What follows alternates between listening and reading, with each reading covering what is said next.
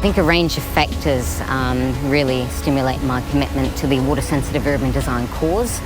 Partly a real connection to the landscape and the waterways, obviously a real understanding and belief in the goals of water-sensitive urban design, but most importantly, a perspective on the changing landscape. When you see successful projects get up, you really do get a sense that a water-sensitive city is quite achievable. And when you work with such a great group of practitioners, you also get a sense that together we can make that work. So that keeps me going and really focuses you on what water-sensitive urban design is trying to achieve.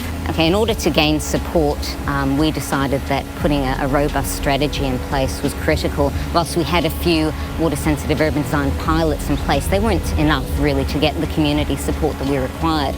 So we set up a water task force, and we went through an 18-month process of developing the strategy. So by the time the policy and strategy was adopted, we really did have cross-council and community support. And for us, that has really set the stage for putting on the grand projects in place. The Melbourne Water Living River Stormwater Program has really been critical in assisting Port Phillip in getting ahead with water-sensitive urban design. In the initial stages, they've provided a lot of support to getting pilot projects on board. It can be hard work being a water-sensitive urban design champion, particularly when projects fall over or a really convincing project doesn't get up.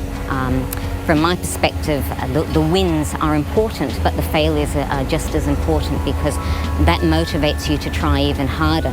Well, in local government, you need to get everyone on board, really, from engineering to parks to communications. Not only is it about what you're delivering in council, but it's also about communicating that to the community and getting them on board. In the future, the City of Port Phillip will be implementing its water plan, and what that requires is multiple water-sensitive urban design champions across council.